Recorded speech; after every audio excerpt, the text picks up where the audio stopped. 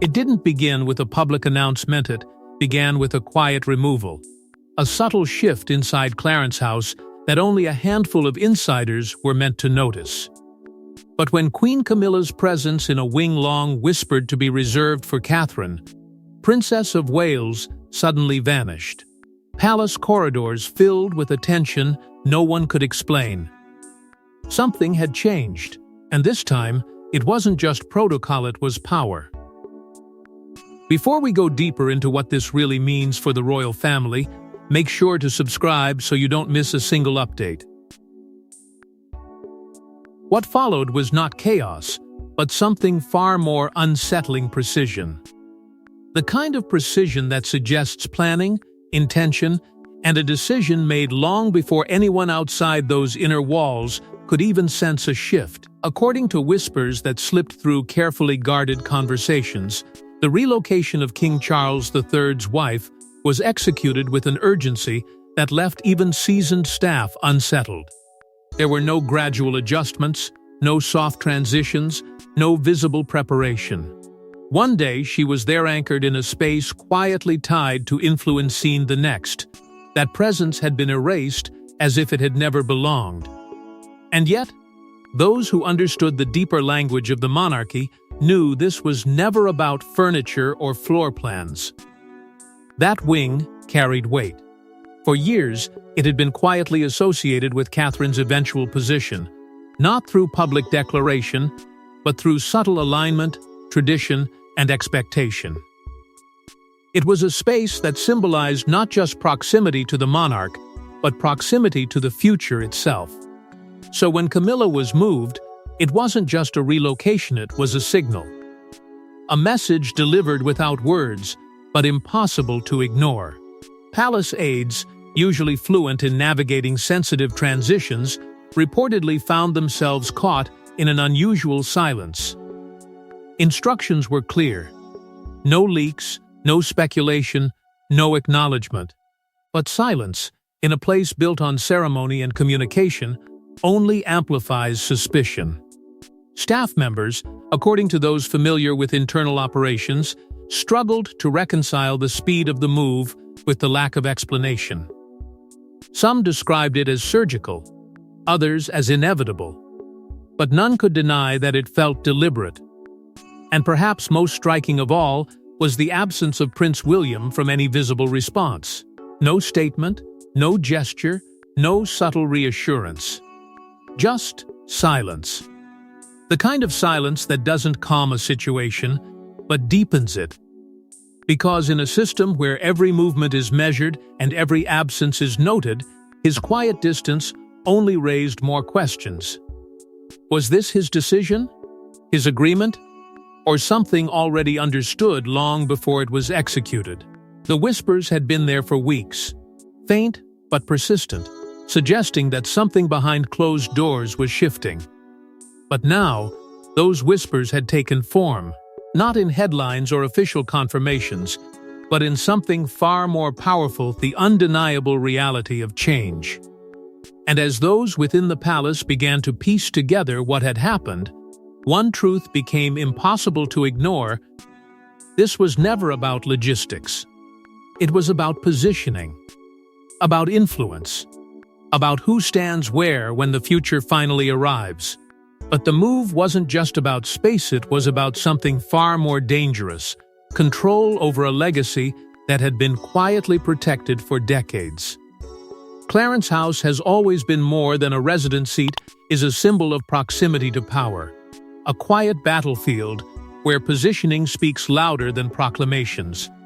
And when one royal is moved out, it raises a question the palace never once asked.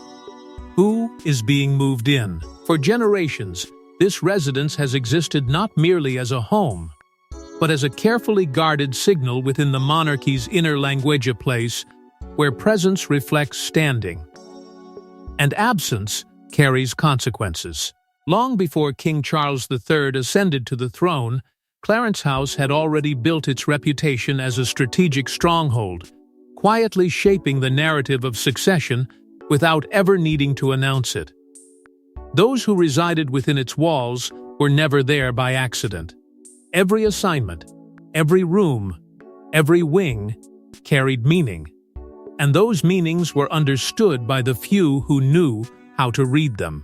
That is why the sudden shift involving Queen Camilla did not feel like a simple change of residence seat, felt like a disruption to an unspoken order that had been preserved with almost ritual precision.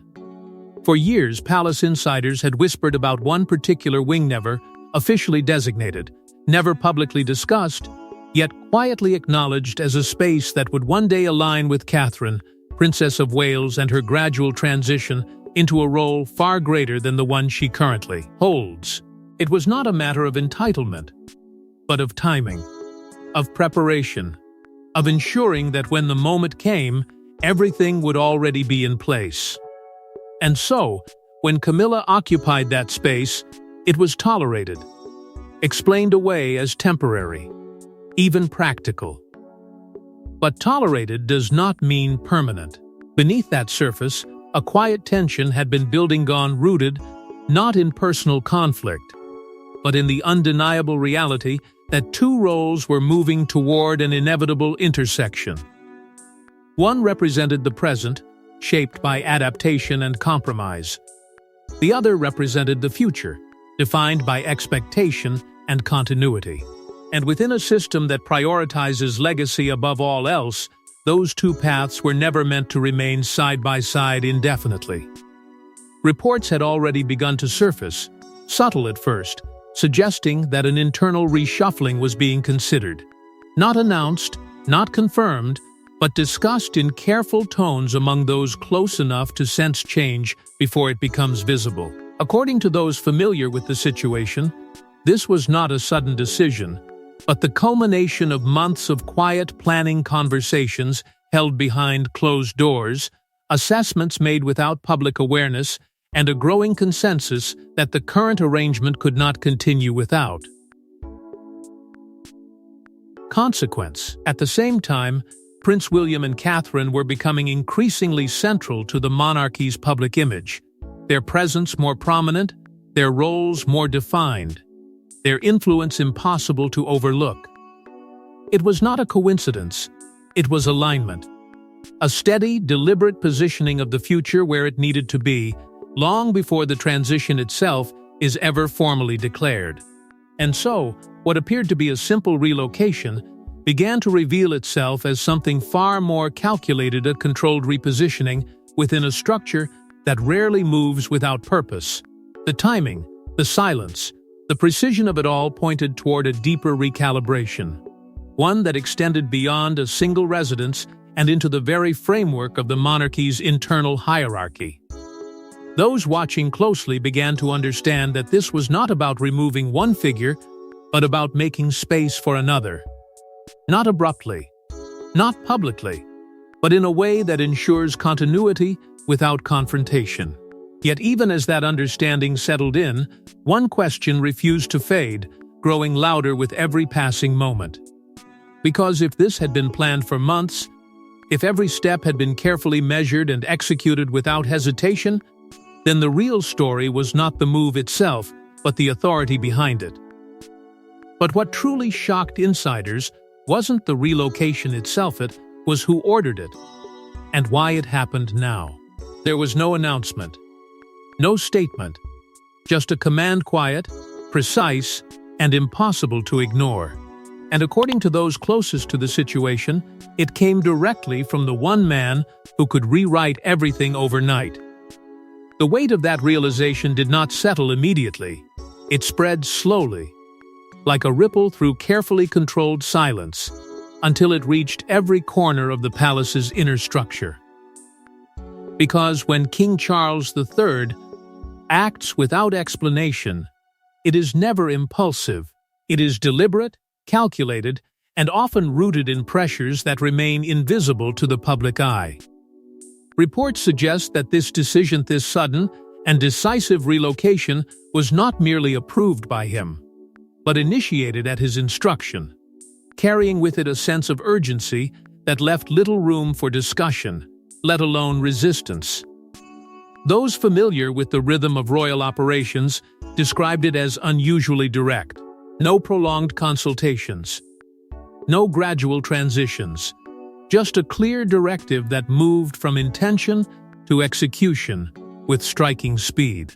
And yet, the timing of it all added a layer of complexity that could not be ignored.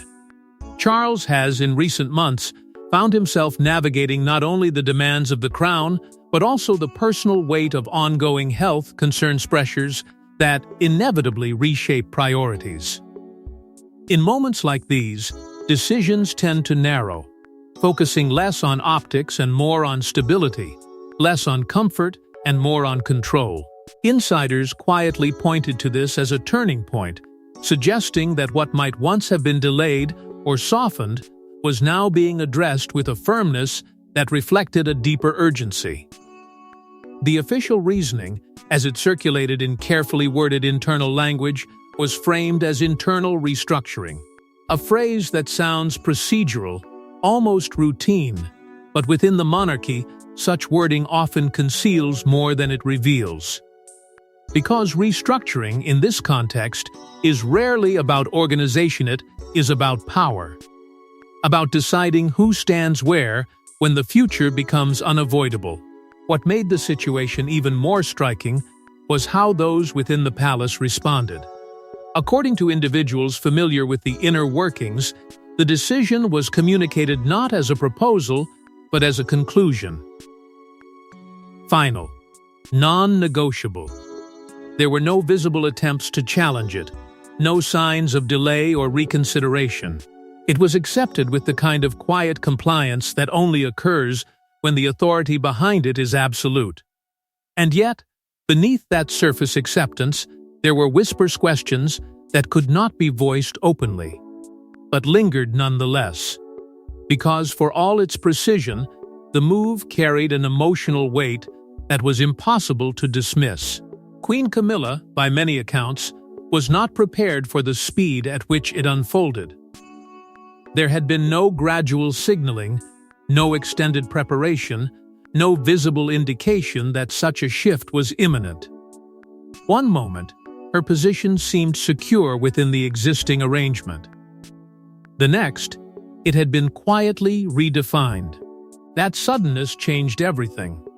It transformed what could have been perceived as a routine adjustment into something far more consequential, a moment that suggested not just change, but recalibration. Because when a figure of her standing is moved without warning, it does not simply alter space. It alters perception. It reshapes influence. And perhaps most importantly, it reveals that the structure itself is shifting in ways that are not yet fully understood. Those observing closely began to see this not as an isolated decision, but as part of a broader realignment unfolding behind closed doors, one that is carefully managed, tightly controlled, and deeply intentional. A recalibration of roles, of expectations, of proximity to power itself. And as that realization took hold, it brought with it a question that refused to fade, growing sharper with every passing moment. Because if this was truly just a matter of restructuring, then why did it feel so definitive? Why did it carry the weight of something being quietly removed rather than simply repositioned? But if this was a simple restructuring, why did it feel like a quiet removal, and why did it leave such a visible mark on those involved? For years she waited calm, composed, never rushing what was destined to come. But now, without a word spoken, Catherine's presence was being felt in spaces she had never publicly claimed, until now. There was no announcement marking this shift, no formal declaration placing her at the center of it, and yet the change was undeniable. It moved quietly, almost invisibly, but with a force that those closest to the institution could not ignore. Catherine, Princess of Wales, had always understood the rhythm of the monarchy's slow, deliberate unfolding of responsibility, the careful balance between visibility and restraint. She never pushed forward. She never demanded space. And perhaps that is precisely why, when that space began to open for her, it carried a weight far greater than any public recognition ever could. In recent months, her presence has grown not abruptly, not dramatically, but with a steady consistency that feels intentional. Engagements once shared are now led. Appearances once symbolic now carry substance. The public, whether consciously or not, has begun to respond. There is a shift in perception, a quiet but powerful alignment that places her not just as a figure within the monarchy, but as its future anchor. It is not something that can be traced to a single moment or a single decision. It is cumulative, layered, built over time through patience, discipline, and an unwavering commitment to a role she has never treated as temporary. And as that perception strengthens, it begins to influence everything around her, including spaces that were once considered beyond her immediate reach. The wing at the center of this quiet transformation is no longer just a physical location. It has become a symbol. For years, it existed in that uncertain space between present and future occupied, yet not entirely claimed, associated, yet never confirmed. Now, its meaning feels different. It is no longer defined by who is leaving it, but by who it is quietly aligning with. Insiders, speaking carefully and often indirectly, have begun to link this shift to a broader strategy, one that looks beyond immediate circumstances and toward the inevitability of succession. Not a sudden transition, not a dramatic handover, but a gradual positioning that ensures continuity without disruption. And within that strategy, Catherine's role becomes clearer, not through announcement, but through presence. At the same time, Prince William stands beside her, not as a distant figure waiting for his moment, but as an active partner in this unfolding reality. Together, they present something the monarchy depends on in times of uncertain stability. There is no visible strain, no public tension, no sign of imbalance. Just a steady, unified front that reinforces the direction in which the institution appears to be moving. And that unity does not go unnoticed. It strengthens the perception that what is happening behind closed doors is not chaotic, but carefully controlled, not reactive, but planned. A transition that is being shaped long before it is ever formally acknowledged. And yet, within that quiet rise, there is an unavoidable tension. Because every step forward for one figure inevitably redefines the position of another. Every space gained carries the echo of a space lost. And while Catherine's ascent feels measured and inevitable, it also casts a shadow that cannot be ignored, no matter how carefully the narrative is managed. The monarchy may present continuity, but within that continuity lies change. And change, even when necessary, is never without consequence. Because as Catherine's position continues to strengthen, as her presence becomes more deeply embedded within the structure of the institution, one question begins to surface with increasing clarity. Impossible to silence, impossible to dismiss. But as Catherine's position strengthened, the question became unavoidable: what did this mean for Camilla? There was no confrontation, no visible fallout, just a departure that spoke louder than any royal dispute. Camilla didn't fight it. She didn't explain it. She simply moved, and in doing so, revealed more than words ever could. The silence surrounding Queen Camilla's relocation was not accidental. It was carefully preserved, almost protected, as though acknowledging it would give it more weight than the palace was willing to allow. And yet, in that very silence, the significance of what had happened grew stronger. Because within the monarchy, absence is never neutral. It is deliberate, it is noticed, and in this case, it carried the unmistakable tone of finality. Those closest to the situation described the process as swift, so swift, in fact, that it left little room for interpretation. There were no prolonged transitions, no overlapping arrangements, no gradual withdrawal.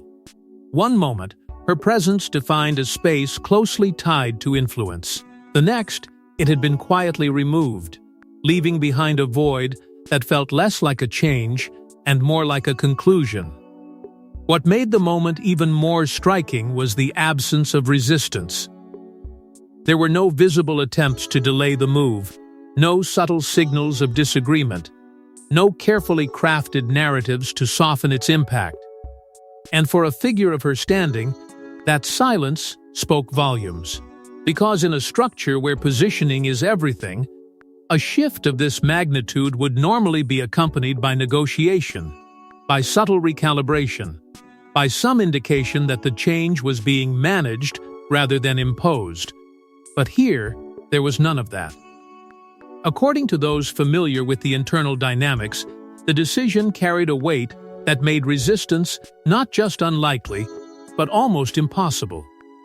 It was presented not as a discussion, but as a directive one that had already been decided long before it was executed.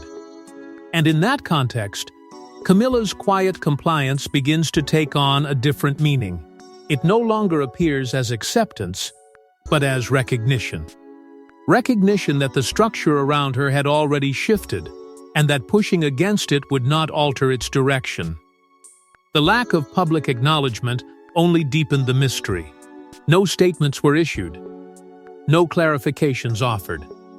The palace, as it often does in moments of quiet upheaval, chose restraint over explanation.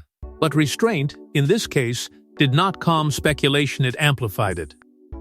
Observers began to piece together the fragments, reading into what was not said just as much as what had been done. And the conclusion many arrived at was unsettling in its simplicity. This was not just a relocation. It was a repositioning of influence. A subtle but undeniable indication that the balance within the palace had shifted, and that certain roles were being quietly redefined. Over time, that shift began to reveal itself in other ways. There were subtle indications, moments where decisions appeared to be shaped without her visible involvement. Instances where influence seemed to flow along different lines than before. Nothing overt, nothing easily confirmed, but enough to suggest a growing distance between Camilla and the center of operational authority. And in an institution where proximity often determines power, that distance becomes more than symbolic, it becomes consequential. Because influence within the monarchy is rarely lost in a single moment.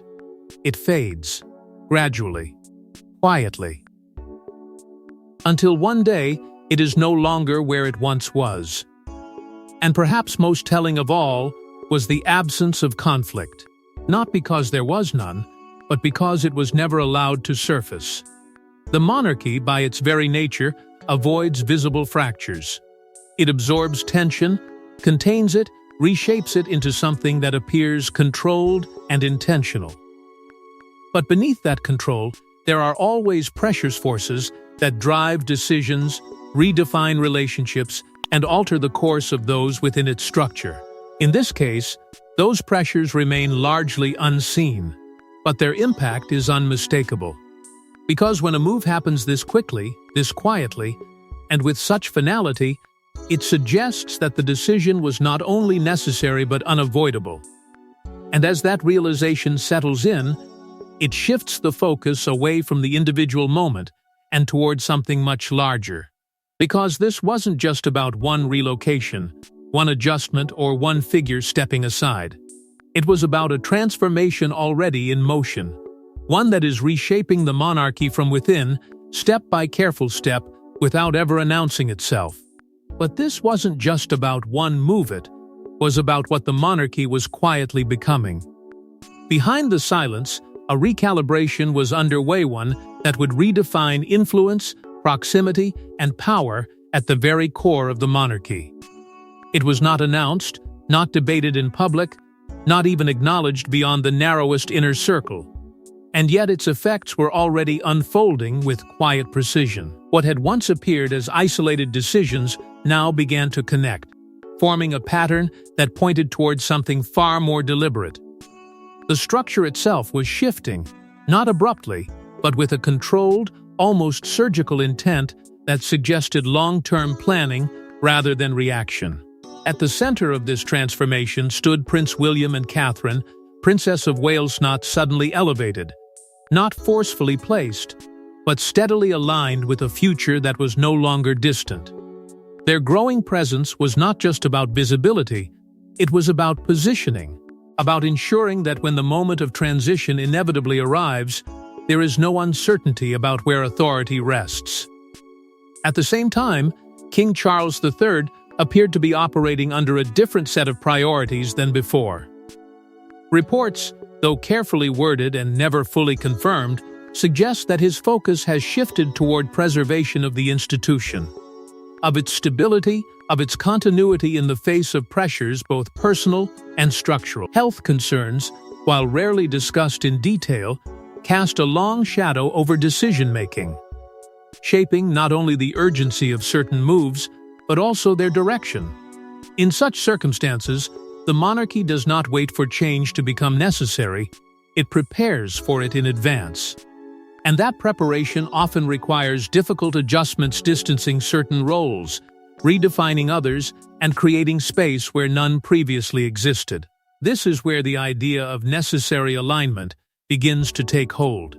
Insiders, speaking in cautious terms, have described the current phase not as a disruption, but as a correction or realignment of positions to ensure that the structure remains stable under future strain. It is not about removing individuals, but about placing them where they fit within the broader design.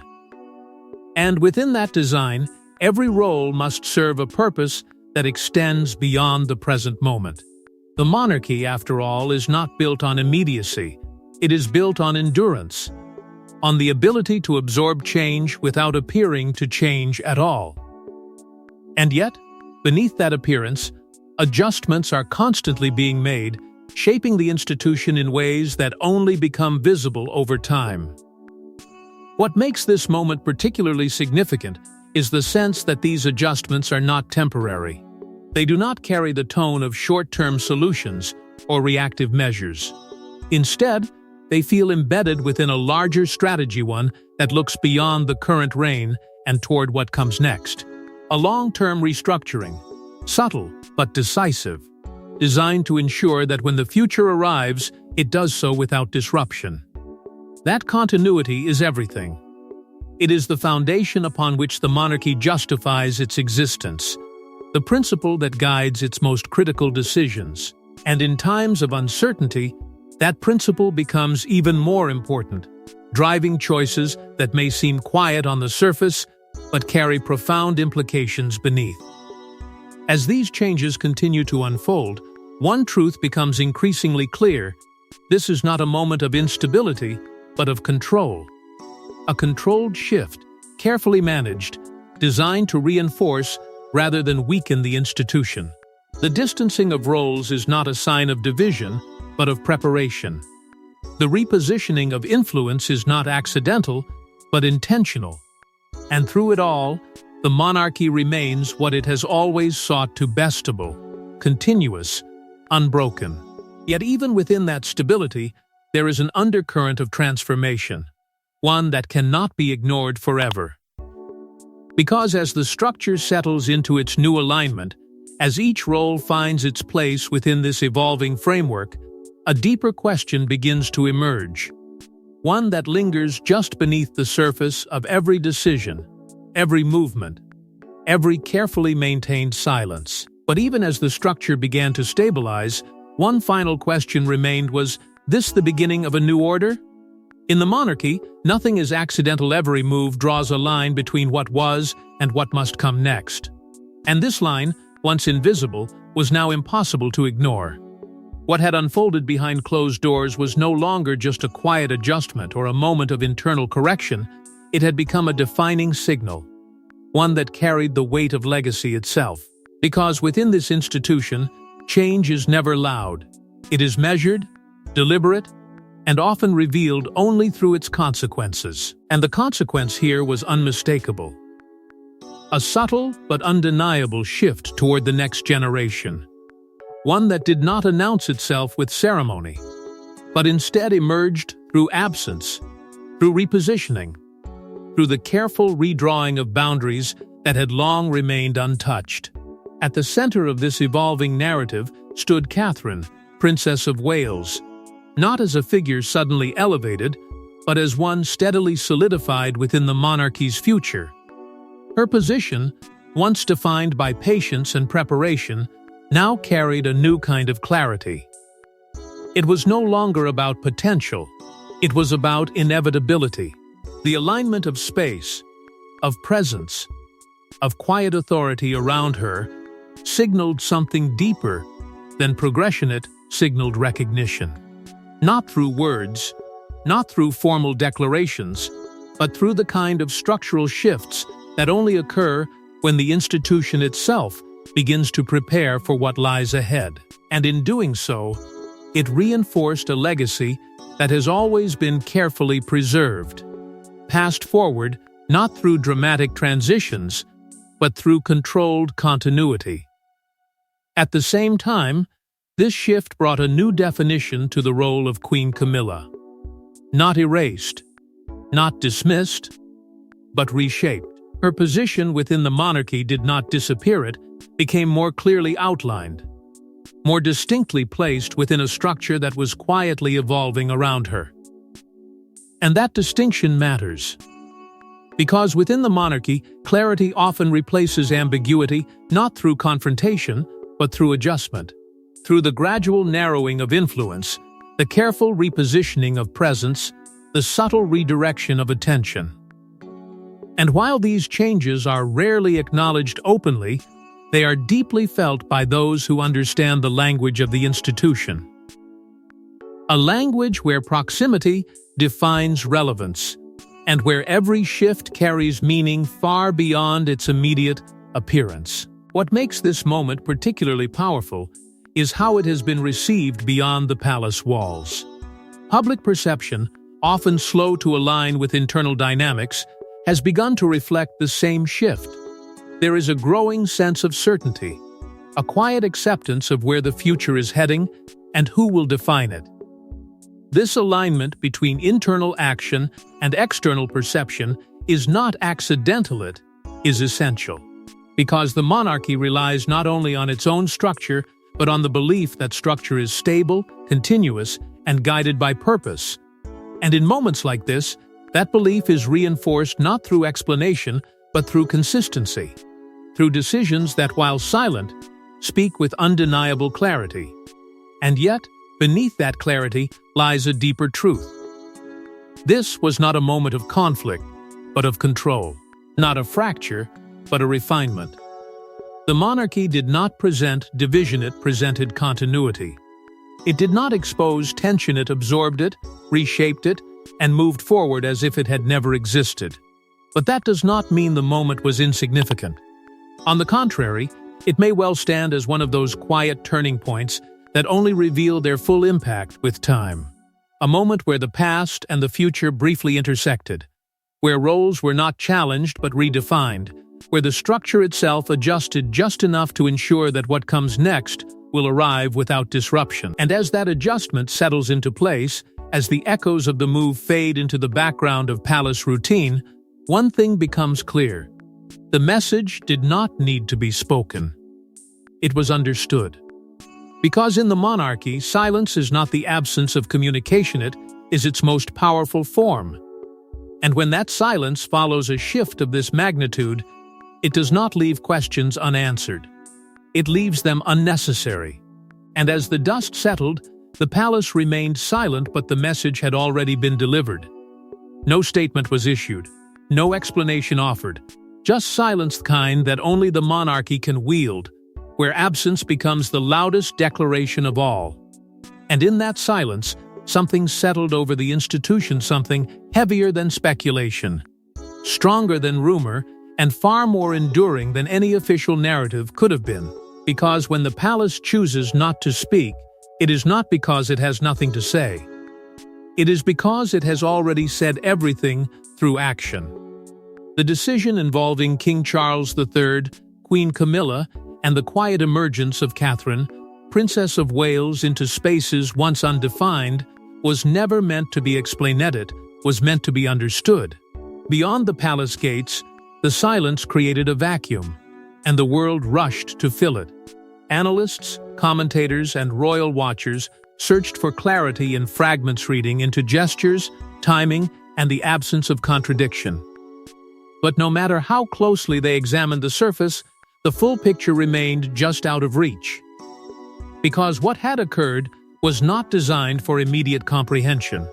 It was crafted with a longer horizon in mind, one where meaning reveals itself gradually, not instantly. The monarchy has always operated this way, shaping perception not through reaction, but through consistency. And in this case, consistency meant refusing to engage, refusing to clarify, and allowing the shift to stand on its own. This refusal is not weakness. It is discipline. It is a tradition built over centuries, where communication is controlled not by volume, but by restraint. Every word spoken carries consequence. So sometimes the most powerful choice is to say nothing at all. And in doing so, the institution maintains its greatest strength, its ability to remain above the noise, untouched by the urgency that defines the outside world. The move, whatever its internal reasoning, has now transcended its original function. It is no longer just about who occupies which space or how roles are internally arranged. It has become symbolic, representing a deeper alignment within the monarchy itself. That symbolism carries weight. It speaks of a structure adjusting without fracture, of authority being exercised without confrontation, of a future being shaped without needing to announce its arrival. The monarchy does not disrupt itself to create change. It absorbs change, integrates it, and continues forward as though it has always been that way. And in that process, individuals are repositioned, roles are refined, and influence shifts in ways that are felt more than they are seen. This is how continuity is preserved, not by resisting change, but by controlling how it unfolds. There is something haunting in that control. Not because it is forceful, but because it is quiet. It leaves no room for challenge, no space for public debate, no moment of visible conflict. Everything happens beneath the surface, where decisions are final long before they are ever noticed. And by the time the world begins to ask questions, the answers have already been set in motion. Impossible to reverse, unnecessary to explain. What remains is not confusion, but acceptance. A slow realization that something has shifted, and that the shift will define what comes next. And so the narrative moves forward, not with a dramatic turning point, but with a subtle, undeniable transformation, a quiet recalibration that will only grow clearer with time, as roles settle into their new positions and the structure continues to hold. Because in the end, the monarchy does not depend on explanation to maintain its authority. It depends on continuity, on control, on the ability to act without needing permission or validation. And in moments like this, that ability becomes unmistakably clear. Because in the end, the monarchy doesn't need to explain its decisions, it simply makes them. And history adjusts accordingly. Thanks for watching.